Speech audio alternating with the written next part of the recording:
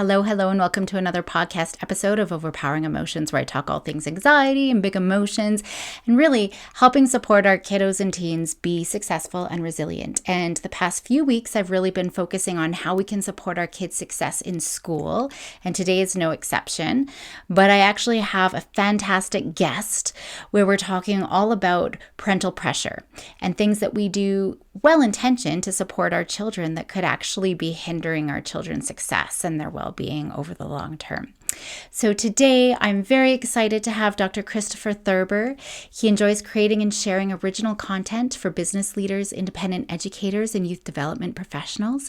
He's a board-certified clinical psychologist, educator, author, and father.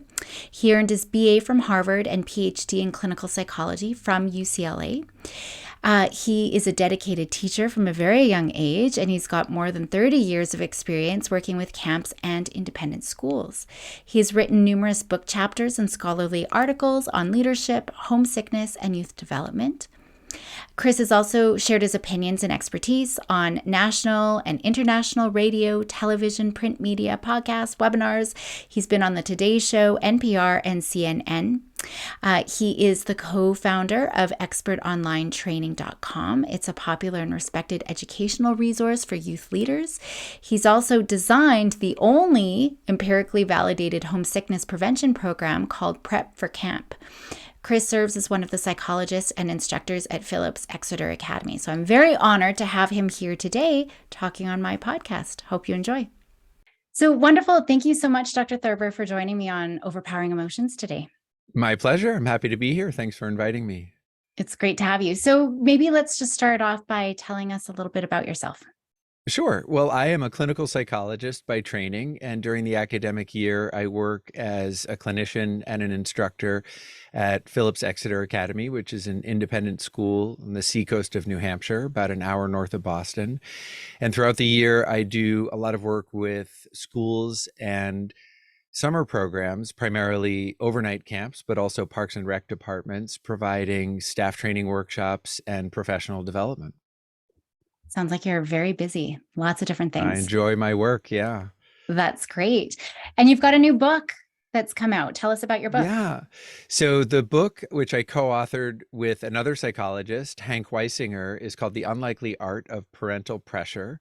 And it was based on our observation that loving, well-intentioned parents will sometimes or often apply an unhealthy or harmful kind of pressure in what we identified as an instinctive way. Parents, of course, love their kids and want the best for them, but we were able to research the distinction between harmful pressure, which impairs performance and mental health, and healthy pressure, which actually enhances performance and mental health. And that's what we focus on in The Unlikely Art of Parental Pressure. That's so interesting. And actually, I talk a lot about the accommodations that we make, on the resilience front and anxiety front and supporting our kids. And we've got this pre-built need to protect our children, but we sabotage them and we actually cripple their resilience. So I'm always talking about some of those accommodations, but the same thing too with pressure. We're well-intentioned. So maybe let's start with differentiating some of the helpful pressure versus the more harmful pressure. Sure. So first, think about pressure as you would in a conventional way as a force, and think about it also as an instinctive force. Again, as I said, parents love their children and want the best for them. It's normal for those parents to express expectations for what they want their child to do. And that is something that parents apply in a developmentally appropriate way. That is to say, for your toddler, you expect them maybe to be learning pleases and thank yous, or how to share a toy. For your elementary school age child, that can expand to taking some responsibility for schoolwork or paying attention to the needs of other people and so forth. And all of that is wonderful. What Hank and I were able to glean in our review of the literature on both mental health and the relationships between parents and children is that often, again, in a loving, well-intentioned way, parents will say things like, very specific sorts of things, such as we're at a gymnastics meet and they might say to their child, you can see the leaderboard. You're only a tenth of a point beyond or behind first place. You really need to stick the landing now if you want to go anywhere with your gymnastics. And at first pass, it seems that a comment like that is encouraging. And that's what the parent is intending. They want to give their child a pep talk. But by saying, you need to, or perhaps even more harmfully, I need you to stick the landing. And by pointing out something that the child already knows, which is that they are not in first place, they're behind.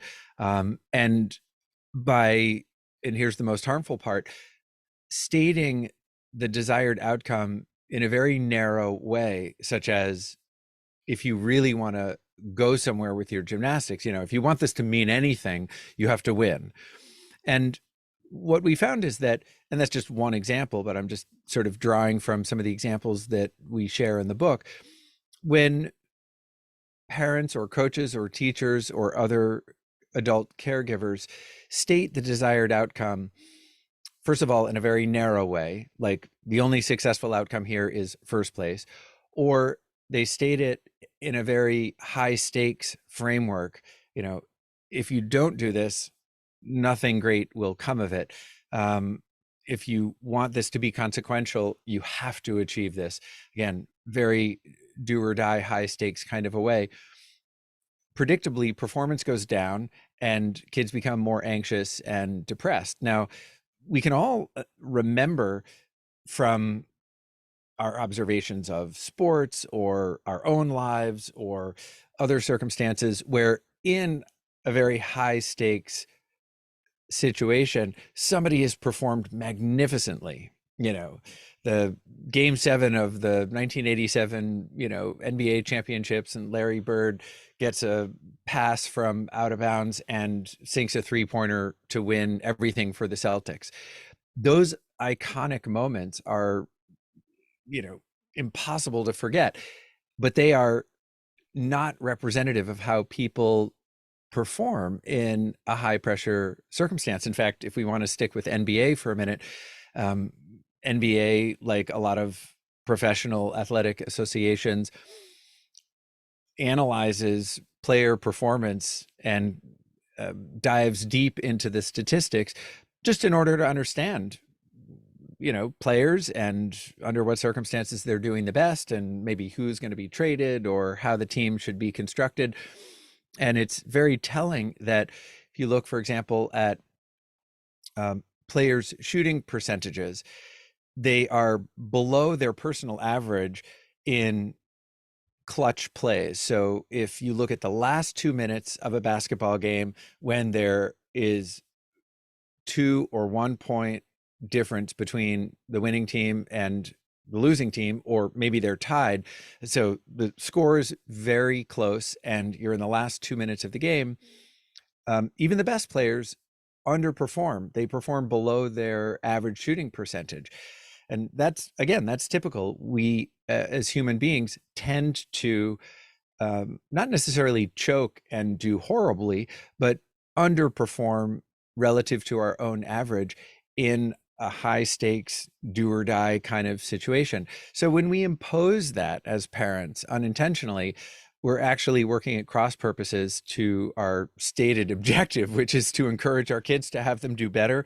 And, likewise saying to a kid, look, this morning is the SAT or the ACT, and, you really have to score high if you want to get into an Ivy League school and actually have some networking opportunities and a decent salary when you get out of school. And of course, that sounds absurd, but I've sat in a room with parents saying that to their children, and there are so many wonderful educational opportunities, not all of them university or college based. And of course, Ivy League schools have been around for longer than most other schools in North America, but they are far and away not the only excellent schools. And we know from the research that finding a school that is a good match to a student's interests and abilities is far more important than the name of the school. So, yes, there's a certain social cachet that goes along with top tier colleges and universities, not just in the United States, but around the world. And at the end of the day, it doesn't matter in terms of somebody's happiness and what they achieve. Right. And I talk a lot about this shared delusion that we get sucked into. And one of them is going to the best, getting the highest grades to get into the best school, to get the best jobs, to be Right. happy. Right. And there's just so many pieces. Like I'm just thinking of the all or nothing thinking that we develop, right? It has to be perfect or I'm just a complete failure. Right. And we're kind of reinforcing some of those messages, unfortunately. Yeah. Yeah. So true. And it's, one of the metaphors that I often use when I speak with groups of parents or the faculty at a school is dancing with high heels versus sneakers. If you were taking dancing lessons, if you and I, Caroline, were at a dance class because we wanted to learn the rumba together or the swing, um, if I was wearing high heeled shoes, and as a novice dancer accidentally stepped on top of your foot, the fact that I weigh 154 pounds and I'm doing a certain move, is going to result in a certain amount of pressure and I think pain if I land on top of your foot. And if we took that exact same move and I was wearing sneakers, still not going to feel good that my foot lands on top of yours, but my weight and the force of the movement that I'm making is distributed over a wider surface area and it's not going to hurt as much. Unhealthy pressure is like that stiletto heel. It's concentrated and painful to kids, whereas, you know, a sneaker would be less painful. And the difference between a narrowly defined outcome and a broad definition of success is the difference between the tip of that high-heeled shoe and the sole of, basketball sneaker. Right. So in that sense, if we were to use that gymnastics example then and looking more at the broad outcomes, what would be a healthier way for a parent to broach the subject with Hmm. their kiddo? So instead of making reference to things that the child already knows, like you're not in first place, instead of making it a do or die situation, like, you're not going to go anywhere. Nothing will happen with your gymnastics. It'll be inconsequential if, you are not the winner. And instead of focusing on the leaderboard and first place, saying something like, Caroline, I'm so impressed with your performance. Today has been fantastic. You did such a great job on the uneven bars, and coming up is your best event, the floor. And you've practiced a lot to get to this point. Please know that I'll be on the sidelines cheering you on. And I hope you have a good time and do your best. When we focus on the intrinsic joy of an activity or the interest in curiosity and exploration, if it's something academic, when we put much more emphasis on effort as opposed to outcome, and we acknowledge what that person, that young person has done thus far, whether it's, you've rehearsed a lot or you've practiced a lot or you've studied a lot, and we just acknowledge the effort up to that point, and we provide encouragement that is much more relational than it is outcome based. I'm proud of you because of this, and I'll be supporting you in this way. That's something that will enhance kids' moods and, on average, their performance. Right. Yeah. So focusing on that process and the effort versus the outcome specific. Okay. Yeah. Here's a question though. But what if you've got a kid who doesn't put in the effort? They Mm. don't want to study. They don't want to practice. They just expect to go and play the game or do the performance and be perfect. So that sometimes happens, and there are at least two factors in what you mentioned. One is they're not either wanting to or not being able to or inclined to, motivated to put in the effort, and the other is they still expect perfect performance. So just take those separately.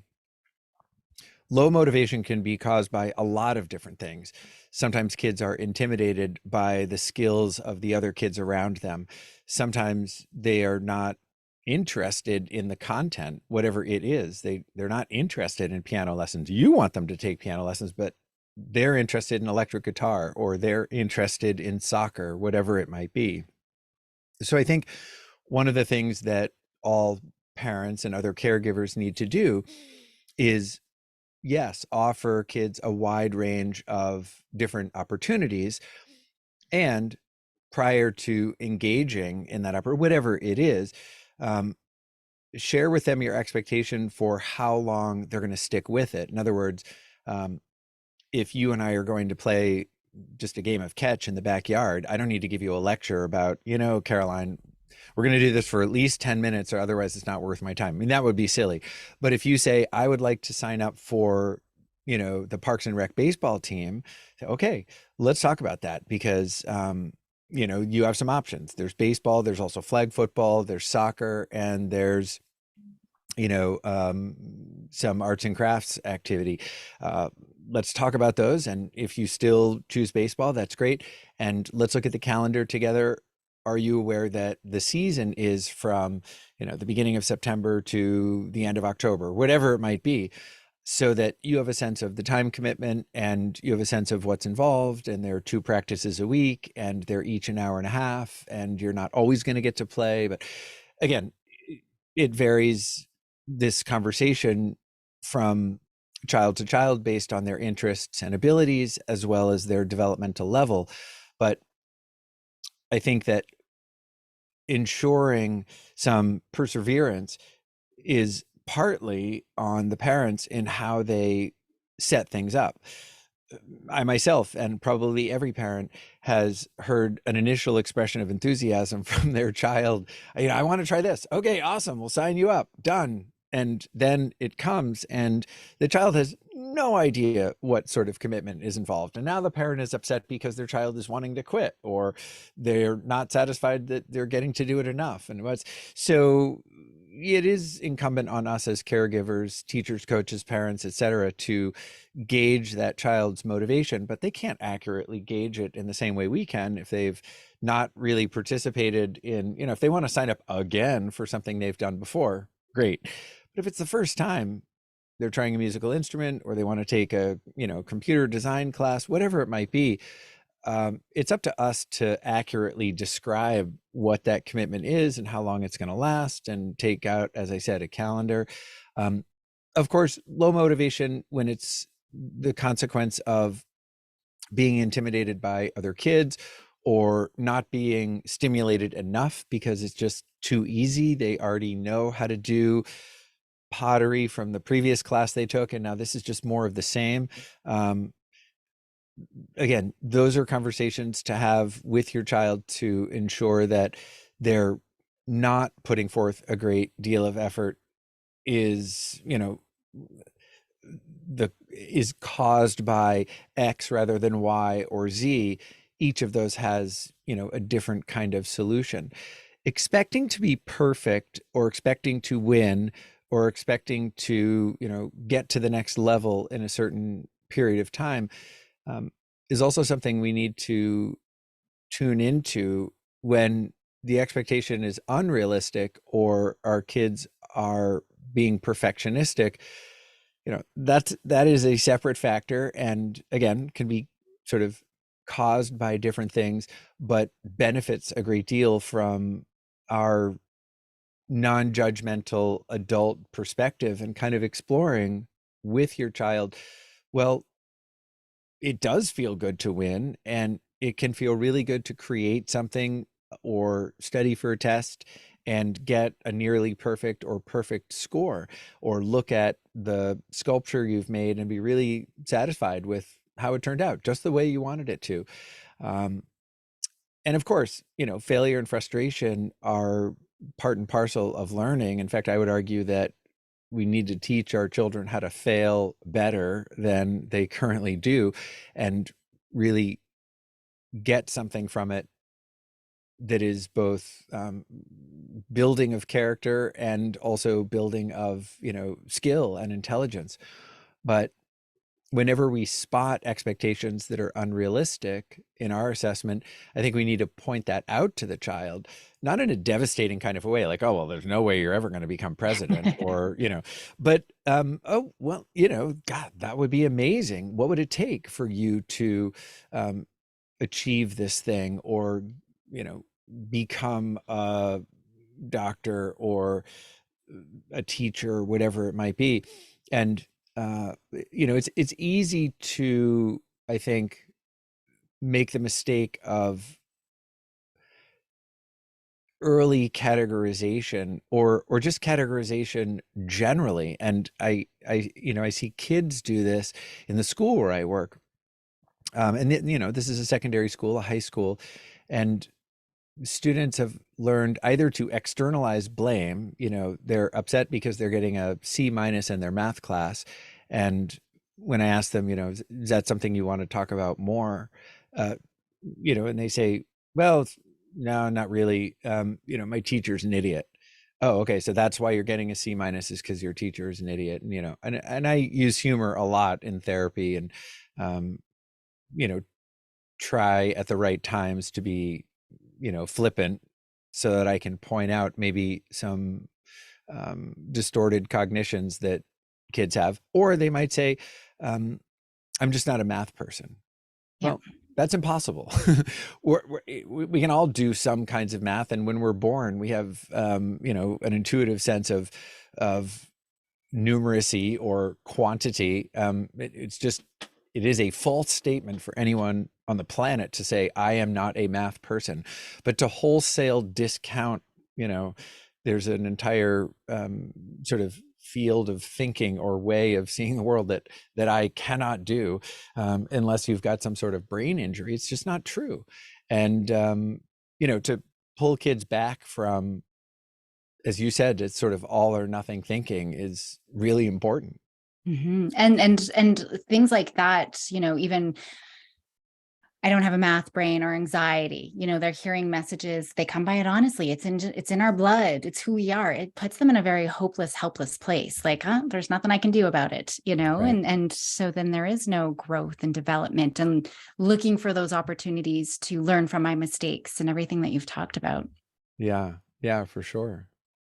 So looking at, focusing on those narrow outcomes and being careful that we're not instilling, I think there's so many little messages about even perfectionism, like, hey, buddy, let's, ice daddy's birthday cake. And, ooh, I'm just going to fix that little spot that you just did. Right. Like there's little messages that we're sending all the Yeah. time that, oh, it's not quite right. It's got to be perfect. So I have to come in and fix it so that it's perfect. But are there other pieces that parents do that, this unhelpful pressure that other traps that we might fall into as a parent? Yeah. I mean, again, I think defining success very narrowly, um, framing things as do or die, those are the most common. But right behind them is personal overinvestment in outcome. And, I'm a parent. I have two boys who are now 18 and 20. And I can say from experience, as well as, having coached swimming and archery and worked at a summer camp for 33 summers, there is tremendous, undeniable, vicarious pleasure that we as adult caregivers get from the achievement of the young people we're working with, whether they're biologically related to us or not. And I don't want to discount that at all. It's absolutely wonderful. And yet, if it gets to the point where the bulk of our happiness hinges on a particular achievement of our offspring or our players or students, then we're in trouble. And so are they. Because, we're going to say things like, you know, whatever school you get into is absolutely fine. Of course, Daddy would be so proud if, you got into the University of Maine, because that's where I went. But, you're a different person. You need to do what you want to do, and, find the right school for you. And that sounds again like, well, there are some good messages in there about the student's individuality and what's a good match. But what you've inserted is a little bit of over involvement in it's going to be perceived by the child as over involvement personally in,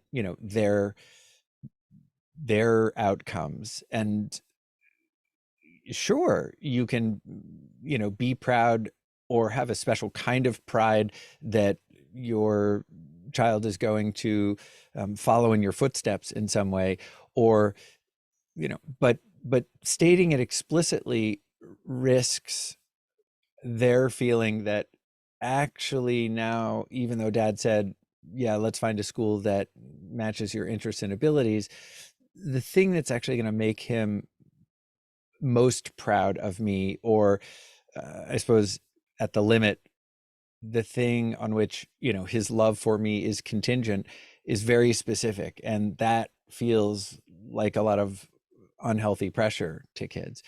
So I get asked a lot by parents, well, wait a second.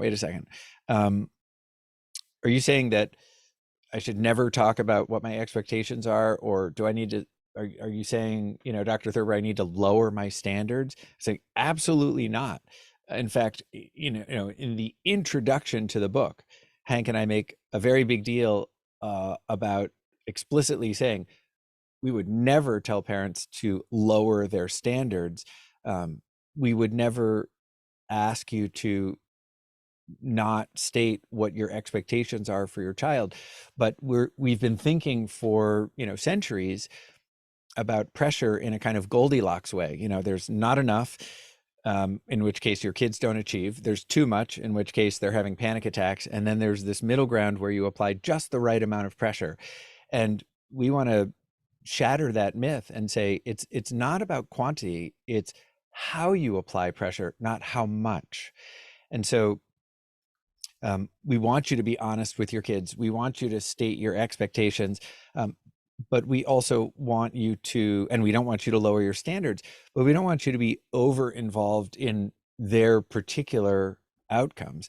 That is easiest to detect, I think, when you catch yourself as a parent saying something like, I need you to get into some kind of a good school, so I've got a sticker to put on my back windshield. I mean, it can be any school that is a good match for you, but I need you to get in somewhere so that I don't have to worry about you financially, or like, well, these things are not untrue in the fact that parents like some bragging rights, or they want to be able to feel good about where their child is situated as they launch from the nest and eventually become, financially self-sufficient.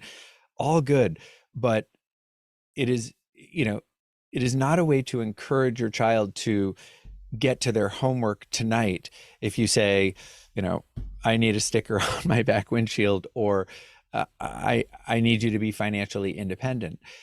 And this is an important distinction. I'm not saying that parents shouldn't put stickers on the back window of their car, or shouldn't be proud of their kids, or shouldn't want their kids to be financially independent someday.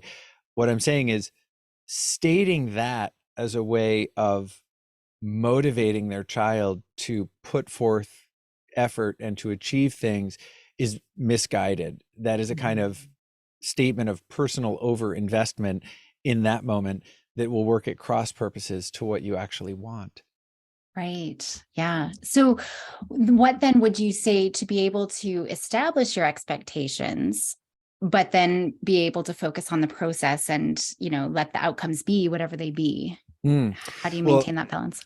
I love the way you asked the question, because the focus on the process is what, Hank and I spend a couple of chapters talking about tuning in more emotionally to what's going on with your child. And again, let's be clear, in the back of your mind is, I want my child to put forth great effort. I want them to, achieve great things. But first, make a distinction between being the best or the child being their best. Because, only one person can win the gold medal in the 100 butterfly at the Olympics. But I hope that the parents and coaches of all the competitors and the people who didn't even make the team but worked just as hard to try to make the team have people who love them, who are proud of them. And that's where the process is really important. So being able to engage your child on an emotional level, especially as they apply some of their effort and develop some of their talents, is really important. To state that differently, we can all celebrate good outcomes, but I don't know that anyone needs to write a book on, how to be joyful when your kid achieves a goal, like, because we just do it. Right. Right. But it is the process of engaging with your child as they work to, study, rehearse, practice, etc., that I think we can pay more attention to and be more successful as parents in nurturing our kids' development. Let me give a specific example. Both of my boys play the violin and have achieved a lot musically in that. And I owe that actually to my wife, who herself is a musician and was able to provide a lot of at-home instruction to supplement the lessons they were getting. So, I feel very fortunate to be in a musical family as a non-musician. And every parent has personal skills, character strengths that they can bring to the table to share with their children and nurture them in a way that is capitalizing, I guess, on the strengths of the family system. However, you would think, here's a set of parents. One is, an accomplished musician, another has a degree in child psychology. Like, we're going to navigate this music lesson multi-year commitment pretty well, right? Well, yes. And we also, like every parent, had some missteps. And now I'm going to give you a really, valuable practical application of the process and weaving your child's perception and of your parenting and the emotions that go along with that. When my boys would have recitals, say once a year, when they finished Suzuki Book 3, and part of that instructional program is you've memorized all these pieces, you're going to perform them publicly. So great. And my wife, Simo, would be in the habit, in a very well-intentioned, supportive way, of being backstage. And backstage when they were 5 or 6 was just in the room next to the living room. And then it was off to the side in the, small performance space. And eventually it was actually backstage when they were, performing like in theaters. But we were doing the same thing. I was setting up the video camera, and my wife was, for the 20 minutes prior to showtime, back with one of my boys, whoever was performing. Sometimes they perform together, giving them last minute tips. Remember, on this, crescendo, you need to really focus on your vibrato and this and that, and all of these last minute tips, which she, again, felt was the very best way to support them. And we also engaged in something very conventional at the end of the performance. Sometimes people would bring small bouquets of flowers. We would bring a small bouquet of flowers. It's a nice way to publicly acknowledge, the wonderful achievement of being able to perform publicly these pieces that you've memorized. Okay. Prior to writing the book, but after realizing the distinction between harmful and healthy pressure and wanting to engage as a parent in a more emotionally intelligent way with my kids, I said to Simo, my wife, we do this thing where, I'm the AV guy, and I don't know, there's a whole lot different or better that I could do with that, but I'll take any feedback that anybody's got. And you're backstage with the boys. I don't know that we've ever asked either of them what their perception of what we intend to be supportive actually is. And this is something that, you know, parents, myself included, rarely engage in. Asking our kids, how does this feel to you? I'm wanting this to be supportive or motivating or inspiring. How does it feel to you? And their answer doesn't mean we necessarily need to change what we're doing. Like they might say, you know, look, I find it really annoying that you always remind me what my curfew is. I'm like, okay, point taken, got it. And maybe we're still going to remind them, or maybe we won't. In this case, you know, we asked Dacha, my older son, and this was when the boys were maybe 10 and 12. So Mama is backstage with you and offering you these last minute tips, trying to get you set up for success. How does that feel? And they had different answers.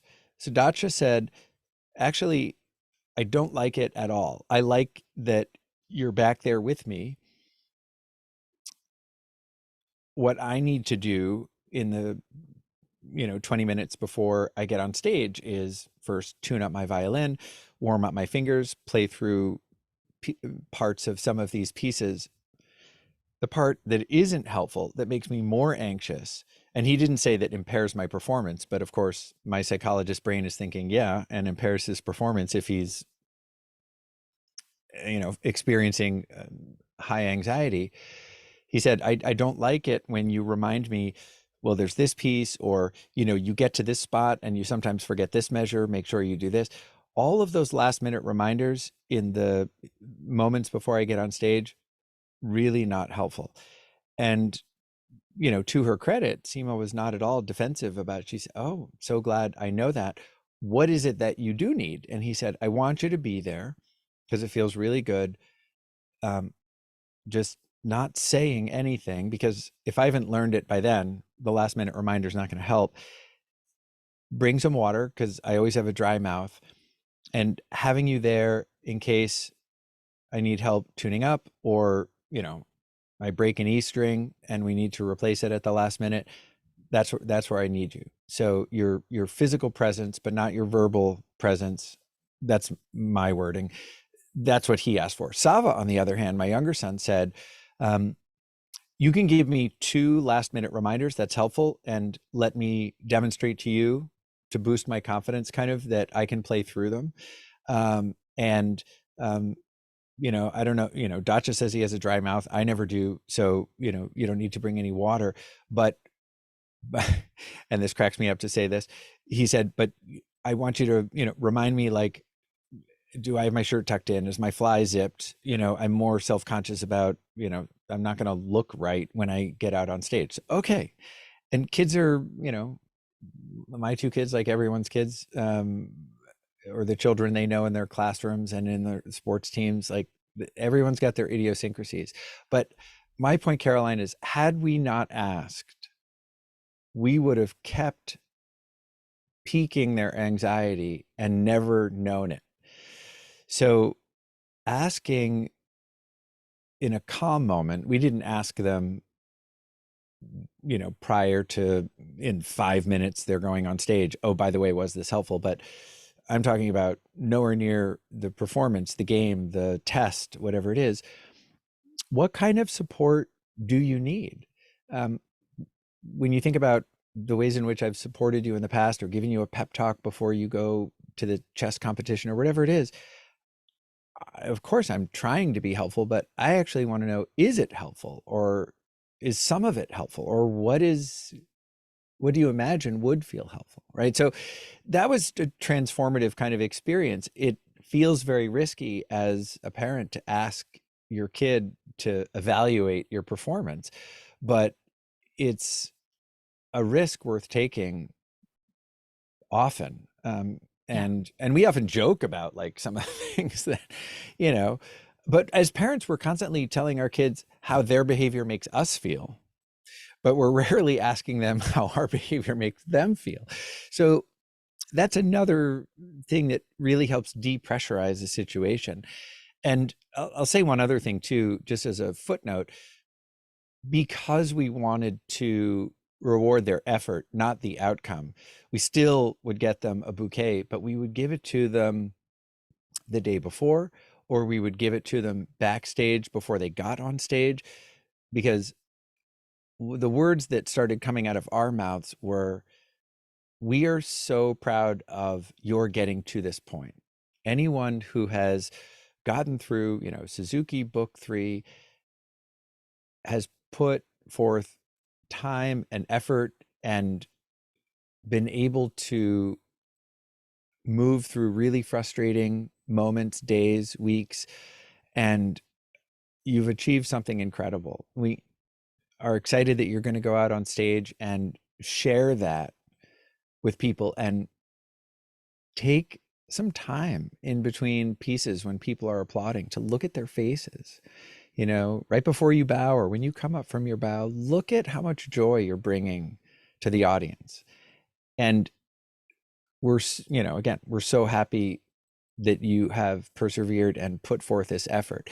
And that's when we're providing the token, the material token of our gratitude and our pride, the bouquet.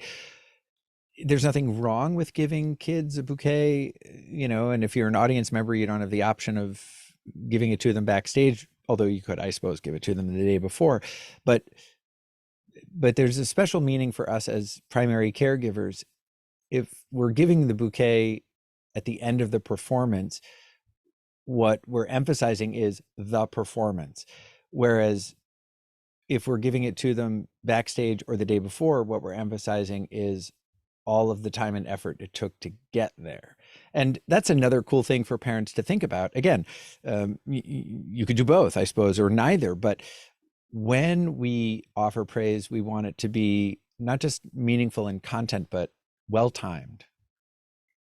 Yeah, that's so true. I love those examples, the practical, concrete examples that you've given, because I think that, just talking about this abstract, how do we tap into that emotional intelligence and talk about the process, and how do we actually reward that piece? I mean, those were beautiful examples. I know we actually ask our girls all the time, my daughter's struggling with math right now. So it's okay, well, you let me know, how can I help you? And she's like, I don't know. Well, these are some ideas that I have, but they both play ringette.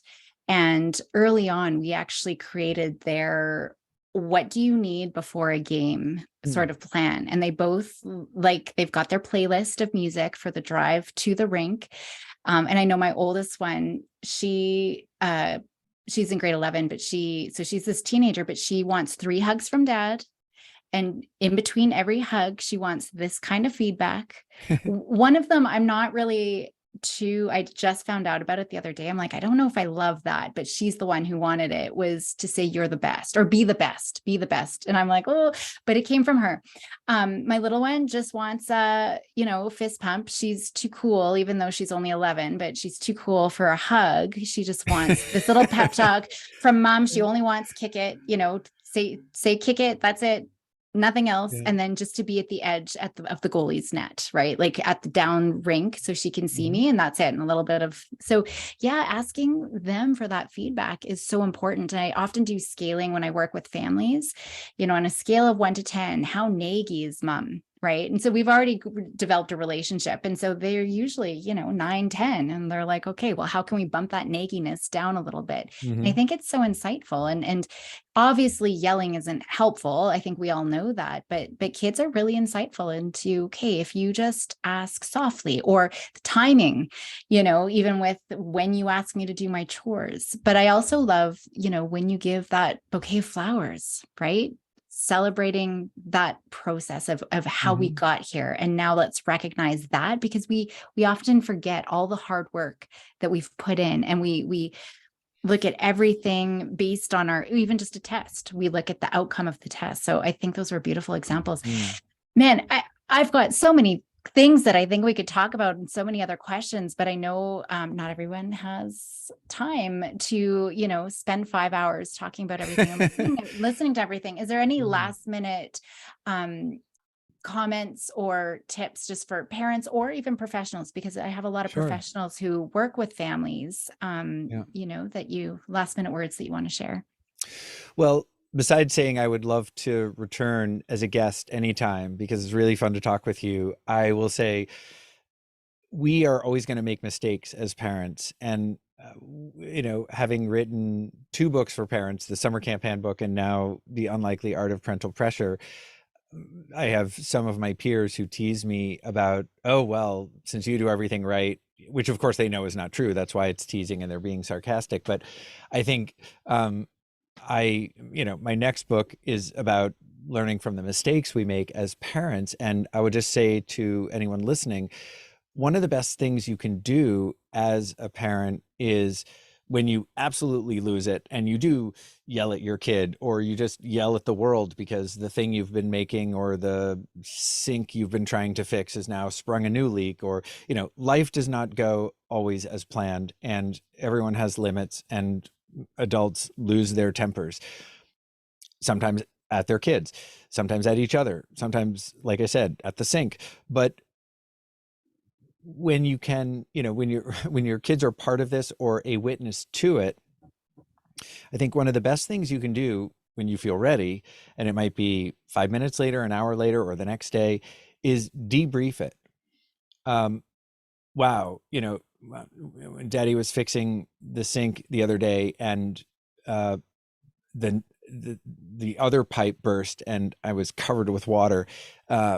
I really lost my temper. I was yelling and screaming. I was saying how stupid the sink was.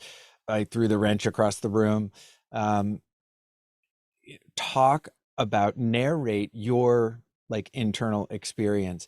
And if you've had time to reflect, I was so frustrated because I didn't even know what I was doing, and I wouldn't have even been working on the sink if the plumber hadn't canceled and we needed water to be flowing to the sink. And I thought I could do it, and I came pretty close, but because I didn't know exactly what I was doing, I forgot to turn off the spigot down in the basement, which would have, stopped the flow of water to the sink altogether. And then I could have opened, whatever it is.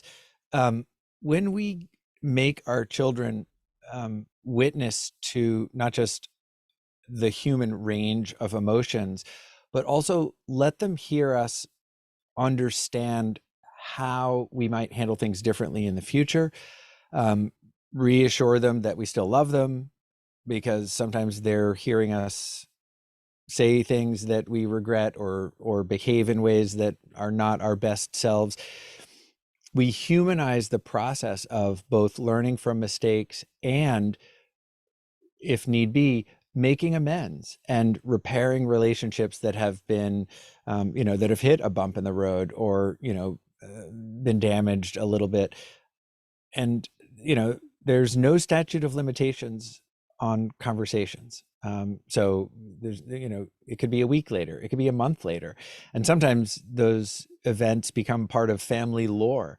But I think we're setting a good example for our kids when we do a sort of emotional behavioral debrief of a time when we weren't our best selves. Which is so important. I mean, our kids learn from us and we're the number one role model, and just sharing all of that. I don't have to worry about setting up a debrief. My kids constantly are telling me, because they listen to my podcast and they're like, you're not doing what you tell everybody else they should be doing. So they call me out and they force me to debrief about all of that. That's So awesome. I love it. well, thank you so much. Yeah, it's been great. I would definitely love to have you back on this podcast. Wonderful. Everyone who's going to listen is going to walk away with lots of great ideas and things to think about. So thank you very much. Thank you, Caroline. I look forward to talking again.